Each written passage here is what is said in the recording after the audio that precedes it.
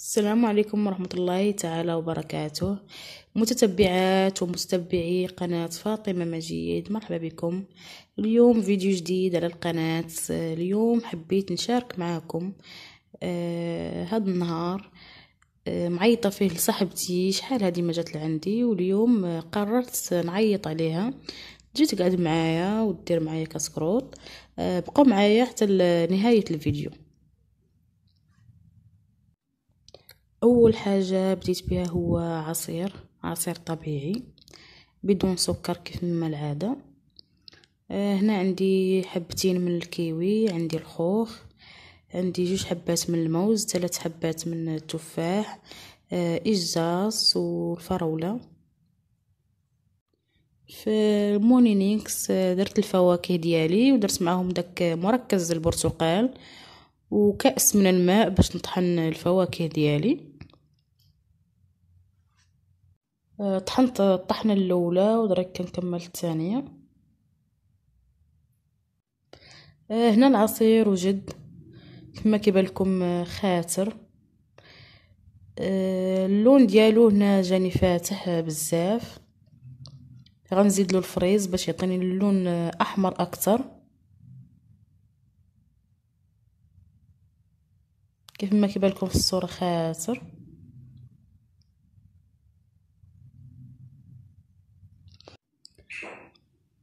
من بعد العصير بغيت نحضر كيكة ديال الجزر. كنحتاج فيها زلافة ديال الدقيق، كأس ديال الجزر محكوك، كأس ديال سكر سنيدة، وكأس ديال زيت المائدة، ونصف كأس ديال الماء، و2 بيضات، وواحد شاصي ديال فاني، و2 شاصي ديال خميرة الحلويات. كسر 2 بيضات، غنزيد لهم قبصة ديال الملح.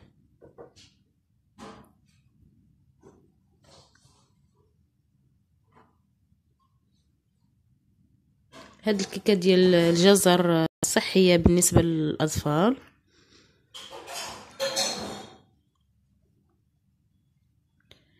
كاين اللي كيعرفها وكاين اللي ما كيعرفهاش، وحبيت اني نشاركها معكم.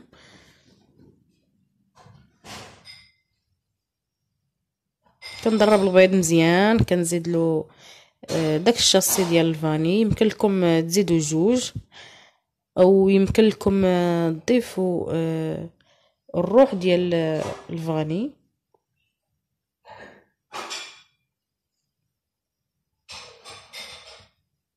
او النكهه. السكر غنضيف بالتدريج شويه بشويه باش يذوب معايا مع داك البيض، ونضرب مزيان حتى نحس بديك السنيده صافي دابت.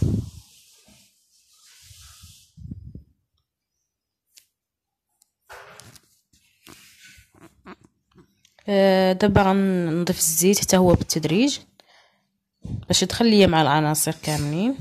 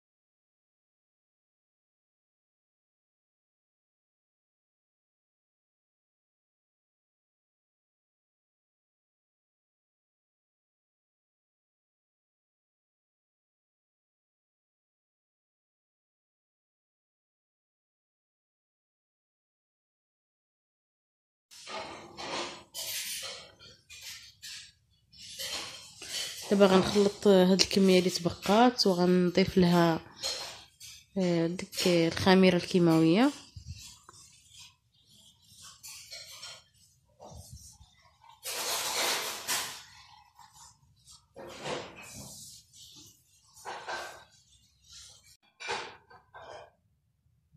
كما كيبان لكم الخليط ثقيل.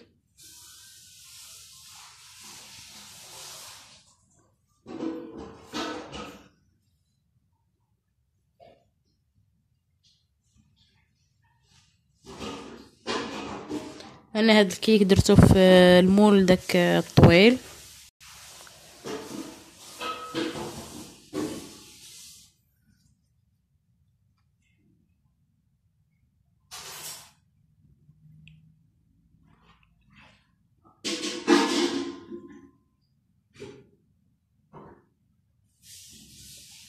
هنا صافي الخليط هذا هو اللي بغيت بحال هكا متماسك. المول دهنته بالزيت ودرت عليه الدقيق باش ما يلتصق ليا الكيك.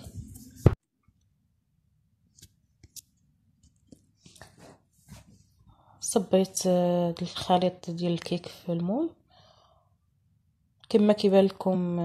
ما جاريش، ماشي داك الكيك اللي كيكون مرخوف، كيكون شاد في راسو. يمكن لكم ديروا في مول من غير هذا، ديروا في تكون مدور ولا مربع، عندكم الاختيار. انا حبيت نديرو في هذا المول الطويل.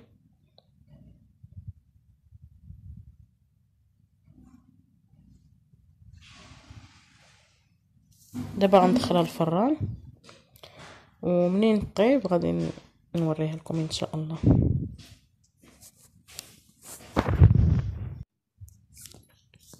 هاد العجين كيف ما كيبان لكم كان عندي في المجمد،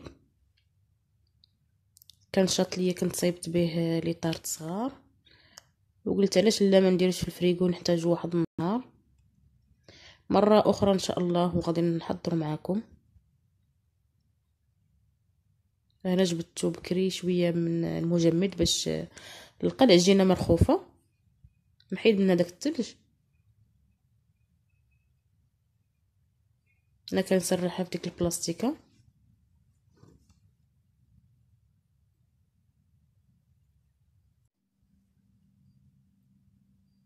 هنا سرحت العجين بالدلاك، سرحته مزيان ولات عندي رقيقه، وغنديرها في داك المول اللي كبير، ما غاديش نديرهم في دوك الفرديين الصغار.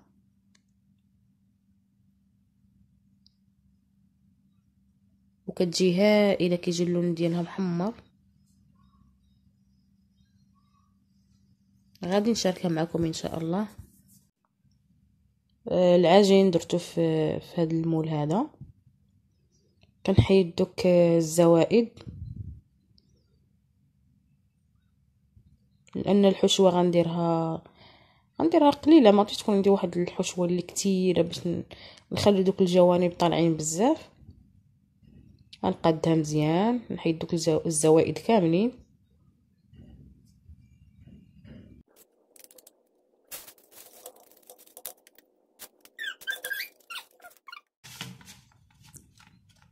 دوك الزائد اللي حيدت كنديرو في دوك الجنيبات اللي جاوني رقاق بزاف.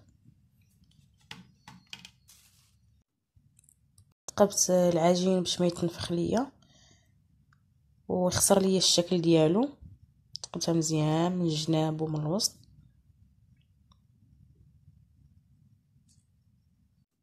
هنا بغيت ندير كرواسه، بغيت نديرها على شكل ورده. المقادير عندي الماء دافي، عندي 2 زلايف ديال الدقيق، عندي الخميره المعجونه، عندي كيس من الفانيليا، عندي 3 معالق ديال سكر سنيده و3 المعالق ديال زيت المائده ورشه ملح وواحد الحبه ديال البيض. هنا الدقيق درت 2 زلايف كيف ما كيبان لكم، والماء عندي دافي، والخميره ديروا القياس اللي يخمر. غنبدا بالعجين ديال هاد الكرواسه. ضفت للدقيق الرشه ديال الملح والخميره المعجونه والكيس ديال الفاني و3 معالق ديال السكر سنيده و3 معالق ديال الزيت المائده. يمكن لكم تعوضوها ب2 معالق ديال الزبده.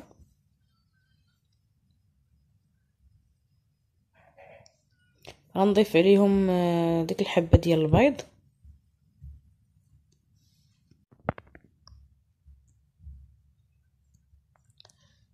غادي نعجنها مزيان، نخلطهم ونعجنها مزيان.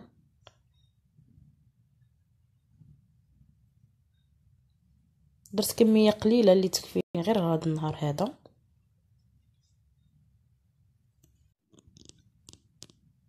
انا جمعت العجين و صافيت عجنات دلكتها مزيان.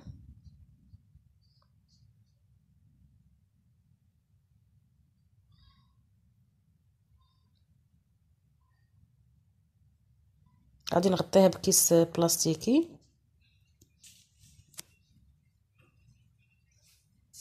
خليها ترتاح شويه عاد نشكلها.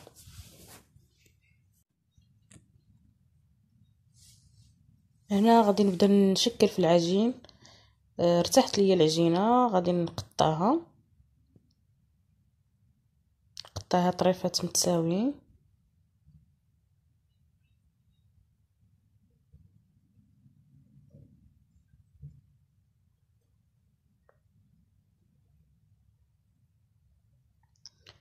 هاد العجينه هذه غادي نشكلها على شكل ورده كما قلت لكم.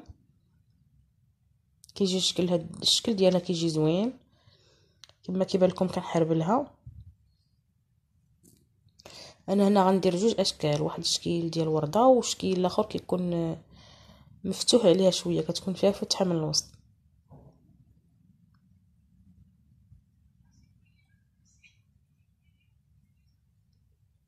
كما كيبان لكم في الصوره هذه مفتوحه.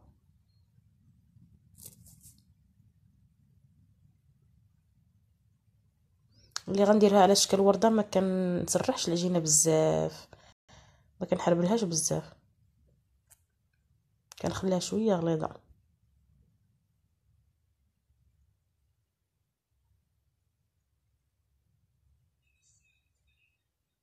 كما كيبان لكم. هنا في الوسط تقدروا ديروا الشكلاط. انا غير دهنتها بالبيض ودرت فوقها الكوك.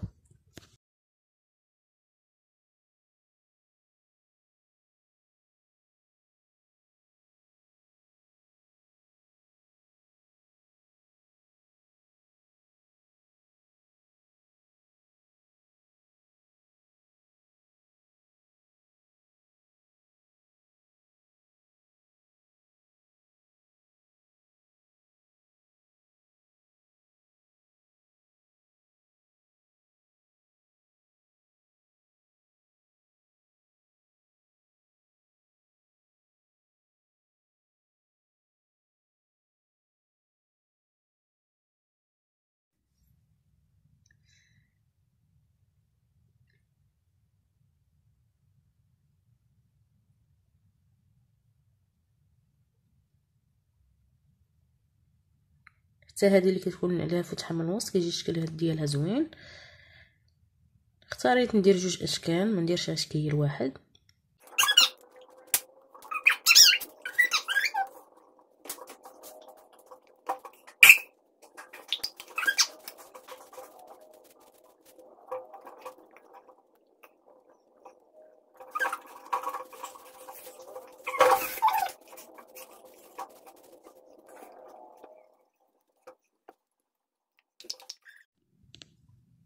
هنا داك الكرواسه دهنتها بالصفر ديال البيض، دهنتهم مزيان حتى من الجناب.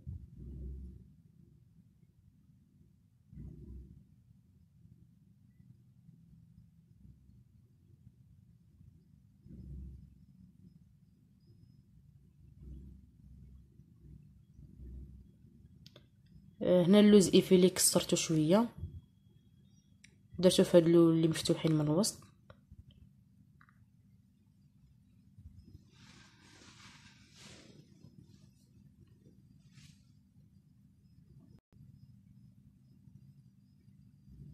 والكوك درتو في دوك الوريضات.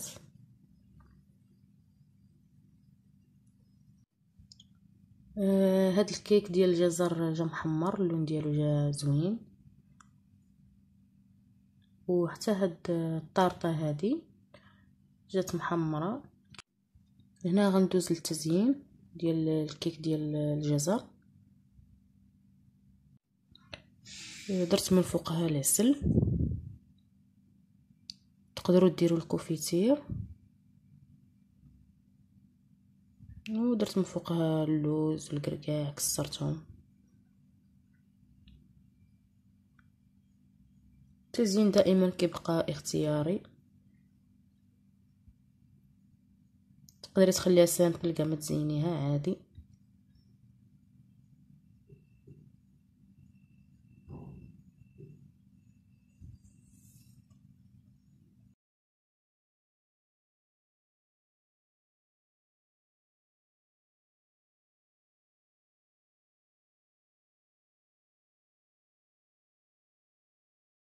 كريم باتيسري، وعندي 2 معالق ديال سكر سنيده.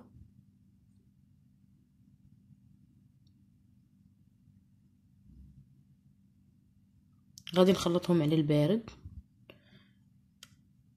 حتى تذوب ديك كريم باتيسري والسكر سنيده، ونديرهم فوق النار يطيبوا.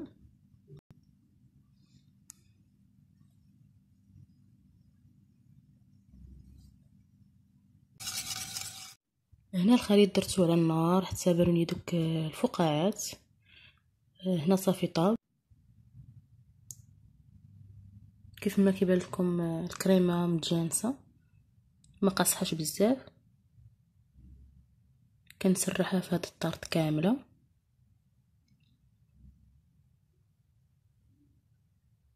ويمكن لكم تعوضوا عصير البرتقال بعصير الحامض اللي كيبغي يطيح السيترون.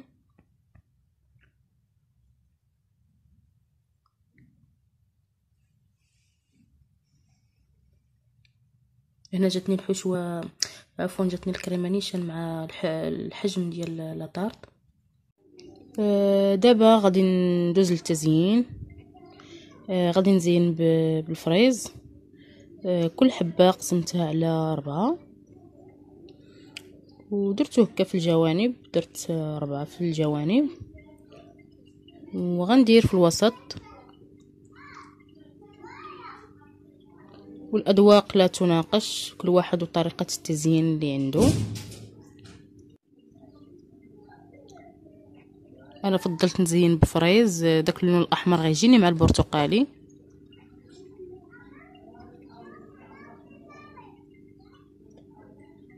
وهذا هو الطبق النهائي ديال هاد الطارت ديال الليمون. هذا هو الشكل النهائي ديال هاد لي طارت اللي درت بجوج. جاتني صاحبتي ووجدت الطبله. هنا ديك كرواسه على شكل ورده، جا الشكل ديالها زوين. وتا ديك الاخرى اللي درت فيها ديك الفتحه في الوسط. هنا الفريز كما كيبان لكم، حصلت على اللون اللي كنت باغيه. زدت له الفريز بكميه كبيره باش عطاني داك اللون. هنا لا طارت داك الفريز تعرفوا من كيكون في الفريغو صافي كيطلق داك الماء، ماشي مشكل، عطاني نيت لون زوين فيها فقط.